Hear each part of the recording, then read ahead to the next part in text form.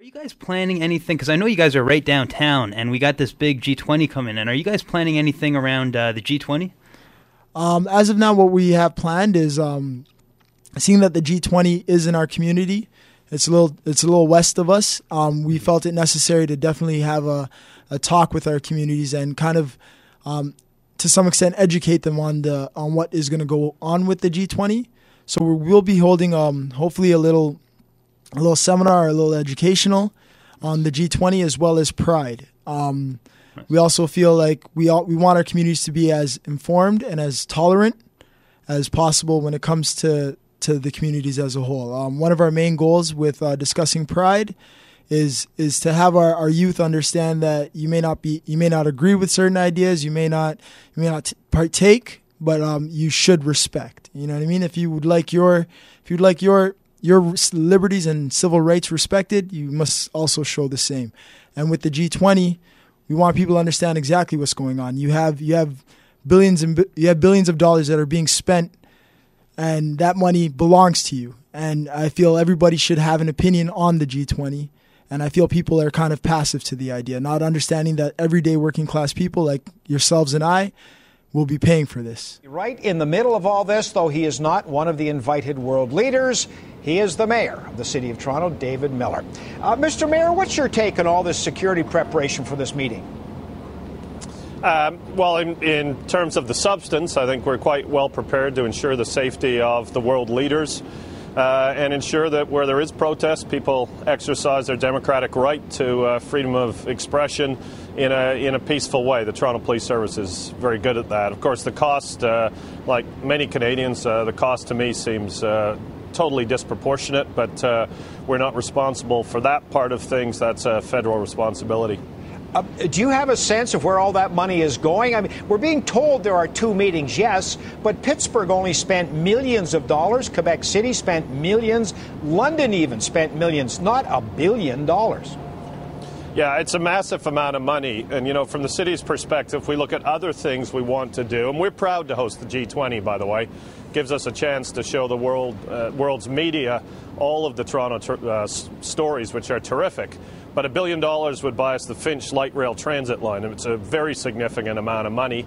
And like everyone, I was very surprised by the costs. Yes, there are security concerns, and those concerns are mounting, as is the criticism over the cost of the summits. Opposition MPs in the House of late, you've seen them slamming the Conservatives for the escalating price tag. Margot McDermott's been watching them up close from Ottawa, and you get the sense that everyone's trying to top each other with a wittier pun or a funnier line. It's really been amazing to watch these exchanges over the last day or so, Margot. Heather, the opposition in Ottawa is having a field day with this. And of course, it isn't just the cost of the security at the summit, the $1 billion price tag, which we've had discussed a lot in the last week or so, but it's also the cost for a media center for the 3,000 journalists that are visiting Canada. Inside that media center is the now infamous fake lake, the $1.8 million price tag for what is going inside the media center. And by the way, the police are doing a terrific job. This isn't meant to criticize their preparations. Mm-hmm. It's just in the Prime Minister's in this awkward position because if he says no to something and something goes wrong, then it's his fault. And the net result of that is that the federal government just said, yes, whatever you want, yes. And I think in government, you actually have to take a harder line than that. You can't say whatever you want, yes. You have to say, you know what, we have to find some ways to do this more cost effectively. But it sure does demonstrate if you need $1 billion fast, make sure it's the right kind of project. Next time that Dalton McGuinty or Stephen Harper say there isn't money for this, like there isn't money for public transit in Toronto, say, I'm sorry, that's not true. You could choose to do it. You're making a choice. You don't want to do that because this is shown if they want to do it, they can. Okay.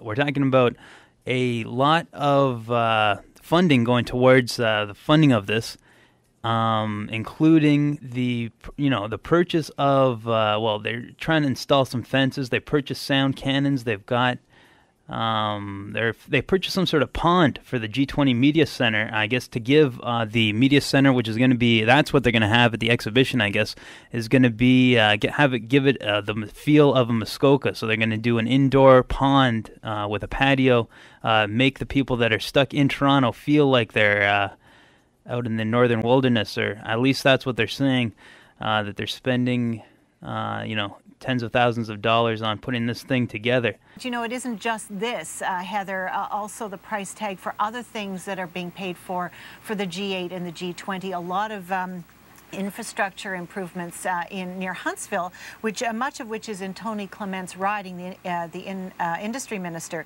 $39 million price tag for things like gazebos, toilets, a fake lighthouse, and the infrastructure, new sidewalks, and a lot of upgrades to the local airport. All of this, of course, is really the topic of question period. Here's a sample of what's being said.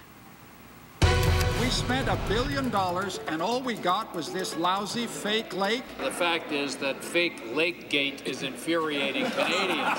And I see a minister who's blowing through the taxpayers' money like he's won the pork barrel lottery. There's a $2 million lake, when in fact, Mr. Speaker, what there is a $2 million marketing pavilion. Owner, a retailer, and I know that many of these small kind of ma and pa businesses are extremely marginal. For a government that's been willing to spend pretty near $1 billion on staging this thing, then they should have some sympathy and some financial support, especially for those smaller operations that might be impacted by any kind of the disorder which these individuals are likely to sow. We have an obligation to make sure that small businesses, many of which struggle against really big challenges to begin with, have the kind of protections that are required. A company that is losing money, though, is the Toronto Parking Authority. Our cameras were there today to witness even more evidence of how our city is changing before the summit. Sparks were flying on Front Street today to prepare for potential sparks in the weeks to come. The Toronto Parking Authority removed 2 machines in preparation for the G20. They will remove about 30 in total, which will mean a big loss in revenue. We think all in, over the course of the event, maybe in the order of about $20,000 in parking revenues. Money the feds are not paying back. Cars were parked on King and Queen today, but there will be no parking there the weekend of the summit. The mayor says if you come downtown, leave the car at home. Please take public transit. It will be very difficult to access downtown by car.